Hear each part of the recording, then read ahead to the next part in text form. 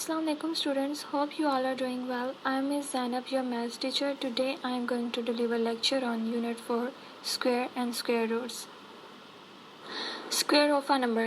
किसी नंबर का स्क्वायर क्या होता है? If a number is multiplied by itself, अगर कोई नंबर खुद से ही मल्टीप्लाई होता है, the product obtained is called the square of that number. तो जो उसका प्रोडक्ट किसे कहते हैं? मल्टीप्लाई को.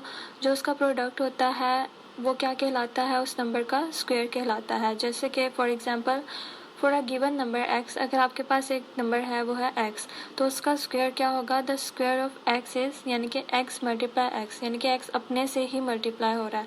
तो उसे हम कैसे डिनोट करेंगे? डिनोटेड एज x का स्क्वायर. ये जो ऊपर स्मॉल टू होता है इसे स्क्वायर कहते हैं. इसी तरह अगर आप एक और एग्जाम्पल देखें, and other number is 3, the square of 3 is, 3 का स्क्वायर क्या होगा? 3 मल्टीप्लाई 3, यानी 3 के साथ ही मल्टीप्लाई होगा तो उसका स्क्वायर बनेगा. So it is also denoted as 3 का स्क्वायर. 2 क्या है? स्क्वायर कहलाता है. अगर अब आप इसको मल्टीप्लाई करते हो 3 मल्टीप्लाई 3 तो वो कितना हो जाएगा? 9. So we say that the square of 3 is 9. अब इसका ये मतलब नहीं होता अगर ये 3 के ऊपर 2 लिखा हुआ है तो आप 3 को 2 के साथ मल्टीप्लाई करो. इसका मतलब ये है कि 3 कितनी टाइम्स मल्टीप्लाई होगा? 2 टाइम्स मल्टीप्लाई होगा. इसी तरह x कितने टाइम मल्टीप्लाई होगा? 2 टाइम. कोई भी अगर आपके पास नंबर है 5 है, 4 है, 10 है, 20 है, तो अगर उसके ऊपर स्क्वायर है तो इट्स मीन कि वो अपने ही नंबर के साथ मल्टीप्लाई होगा. जैसे 5 multiply 5, 10 multiply 10, 20 multiply 20. Exercise 4a, Question 1. Find the factorization, the positive square roots of Part 1, 529. इस क्वेश्चन में आपने क्या फाइंड करना है कि यहाँ पे फैक्टराइजेशन लिखा है लेकिन ये प्राइम फैक्टर्स हैं, यानी कि प्राइम फैक्टर्स के थ्रू आपने पॉजिटिव स्क्वायर रूट्स फाइंड करने हैं. फर्स्ट पार्ट क्या है? 529 है. अब प्राइम नंबर्स कौन से होते हैं? जैसे कि 2, 3, 5, 7, 11, वो नंबर जो सिर्फ अपने ही टेबल पे डिवाइड हो. अब हमारे पास क्या नंबर है? यहाँ पे 529 है. अब आपने इसको डिवाइड करना है प्राइम फैक्टर नंबर से, जैसे कि 2 है, 3 है, ये वाले नंबर्स. अब अगर आप देखो यहाँ पे 529 है, लास्ट पे क्या आ रहा है? 9. इट्स मीन के ये एक और नंबर है तो जो 2 है वो इसको डिवाइड नहीं कर सकता. फिर आपने इसको 3 पे चेक करना है, फिर क्या है 5 पे.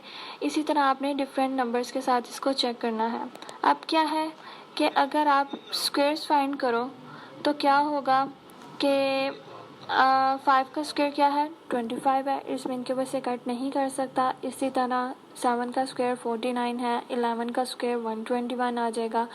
13 को 2 टाइम्स मल्टीप्लाई करो तो 169 बनेगा. 17 284 बन जाएगा. इसी तरह फिर नेक्स्ट नंबर कौन सा आ जाएगा? 19, वो क्या आ जाएगा? 361 होगा, यानी कि 19 मल्टीप्लाई 19 361. उसके बाद कौन सा नंबर आ जाता है? 23. अगर आप 23 को 2 टाइम्स मल्टीप्लाई करते हो तो वो कितना बन जाता है? 529. इट्स मीन के परफेक्ट स्क्वायर नंबर कौन सा हमारे पास यहाँ आएगा? 529 के लिए 23. जब हमने 23 को 529 के साथ डिवाइड किया तो हमारे पास क्या आ गया? 23 ही आ गया. अब 23 किसके टेबल पे आएगा? सिर्फ 23 के टेबल पे, क्योंकि ये एक प्राइम नंबर है. इसको इससे डिवाइड किया तो आंसर क्या आ गया? 1 आ गया. अगर अब आप साइड पे देखें तो 529 के हमारे पास क्या प्राइम फैक्टर्स आए हैं?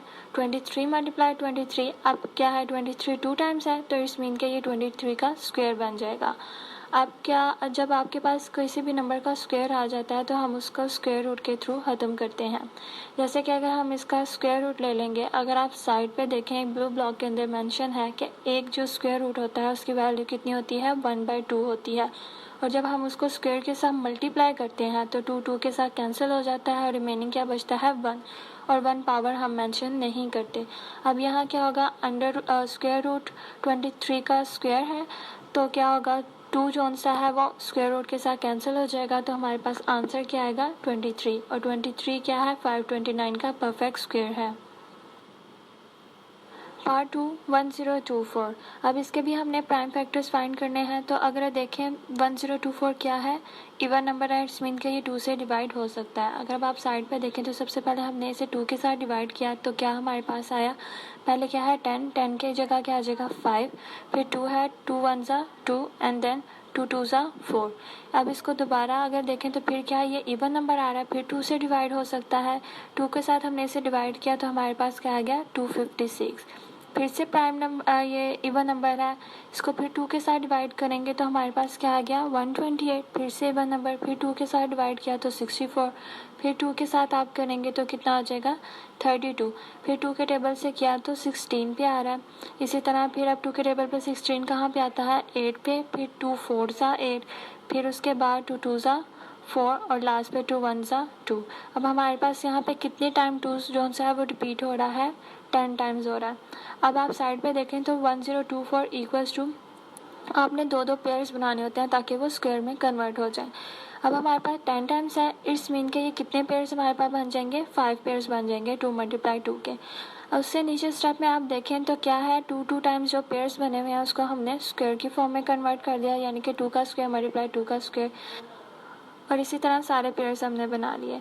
अब उसके बाद हमने क्या करना है, स्क्वायर को ख़त्म करने के लिए हमने स्क्वायर रूट लेना है। इसके ऊपर स्क्वायर रूट आ जाएगा, जब स्क्वायर रूट आएगा तो सबका जो स्क्वायर है वो कट हो जाएगा, तो हमारे पास क्या बचेंगे 5 टाइम्स सिंपल 2 बच जाएगा।